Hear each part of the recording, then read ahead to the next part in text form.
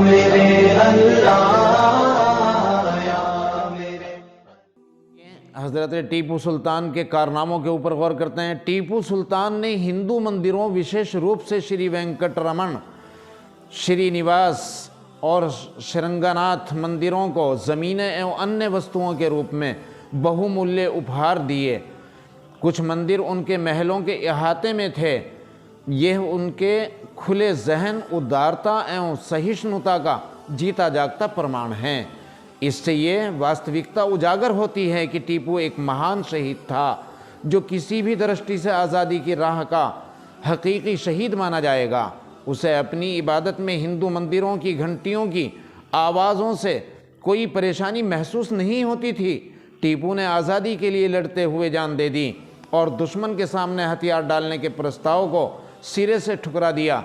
जब टीपू की लाश उन अज्ञात फौजियों की लाशों में पाई गई तो देखा गया कि मौत के बाद भी उनके हाथ में तलवार थी। वह तलवार जो आज़ादी हासिल करने का ज़रिया थी।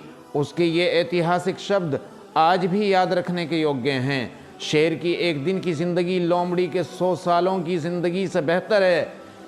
उसकी शान में कही गई एक कविता की ये वे पंक्तियाँ भी याद रखे जाने योग्य हैं, जिसमें कहा गया है कि खुदाया जंग के खून बरसाते बादलों के नीचे मर जाना लज्जा और बदनामी की ज़िंदगी जीने से बेहतर है। दोस्तों, ये था हज़रत टीपू सुल्तान के बारे में जो खोजबीन की गई और उन्होंने तथ्य पेश किए, यानी प्रोफेसर BN पांडे ने।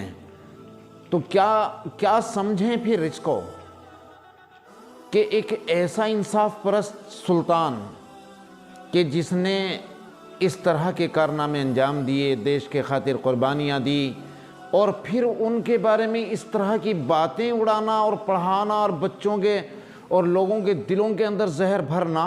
ये समझ गए होंगे ये किन लोगों का हिस्सा है, क्यों ऐसा किया गया। ये वैसे ही नहीं, आज ये हालात जो देखने को मिल रहे हैं ये वैसे ही नहीं। क्या भाईचारे की, अब आप ही गौर करें, अगर जिन लोगों ने, जिन बच्चों के जहनों के अंदर ये बातें घुसी हुई थी कि टीपू सुल्तान की वजह से हमारे 3000 ब्राह्मणों ने इसलिए जान दे दी थी कि वो उनको ज़बरदस्ती मुसलमान बनाना चाहता था और वो अत्याचारी था, उसने जुल्म और ज़्यादतियाँ की थी। अब उनके सामने ज़रा सा गौर करके देखो, उनके सामने एकता और भाईचारे की ज़रा तकरीर की जाए। उनके साथ खूब आप अपनी तरफ से कितनी मोहब्बतों के नजराने पेश कर दें, अपना दिल निकाल के पेश कर दें, उनके दिलों के अंदर तो वही बात रहेगी ना, कह रहे अरे ये तो वो लोग हैं जिन्होंने ऐसा किया था, हमारे आदमियों को मारने पे मरने पे मजबूर कर दिया था, आत्महत्या करने पर मजबूर कर दिया था।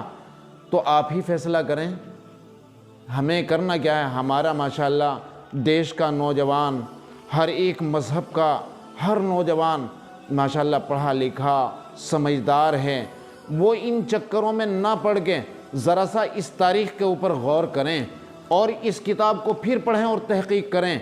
यानी ये इतिहास के साथ ये अन्याय, प्रोफेसर BN पांडे, ये किसी मुसलमान की लिखी किताब नहीं है, उस शख्स की लिखी हुई है जो राज्यपाल रहा, इतिहासकार रहा, और उसने पूरी तहक़ीक़ के बाद ये किताब लिखी। तो इसीलिए मेरा कहना है कि वहाँ इंसानियत ज़िंदा रहेगी जहाँ एक शख्स भी हसास होगा। तो दोस्तों अजीज़ों, अब इसके बाद आप ख़ुद गौर फरमा लें कि क्या अब हम हज़रत टीपू सुल्तान के बारे में अब हम क्या फ़ैसला करें। क्या ये जो बीच में ये हमारे 70-80 साल गए हैं और इसके अंदर ये इतिहास पढ़ाया गया और इनके अंदर जहर भरा गया, तो मेरे उन भाइयों से बेहद मुशफ़िक़ाना अपील है कि वो अपने अंदर का वो चीज़, वो नफ़रत, वो चीज़ें निकालें, क्योंकि अब आपको असल तारीख़ का पता चल चुका आप ही की ज़ुबानी। तो मैं उम्मीद करता हूँ कि ये सारी चीज़ें निकाल कर हुकूमत वक्त से अपील की जाए और प्रोफेसर BN पांडे की खोज के मुताबिक जो तहक़ीक़ थी उस इतिहास को ही दोबारा सामने लाया जाए। तो मैं आप सभी से ये उम्मीद करता हूँ। तो यहाँ तक हम एक मुख्तसर सा तारुफ़, एक मुख्तसर सा परिचय हुआ है हज़रत टीपू सुल्तान के बारे में। इससे आगे इंशाअल्लाह हम औरंगज़ेब आलमगीर नव्वरल्लाहु मरक़दहू के सिलसिले में आपके सामने तथ्य पेश करेंगे और आपको मालूम होगा कि जिस शख्स के ऊपर इतने कठोर इल्ज़ाम लगाए गए हैं कि उनके बारे में असल इतिहास क्या है। वाखिर दावाना अनिल हम्दुलिल्लाहि रब्बिल आलमीन।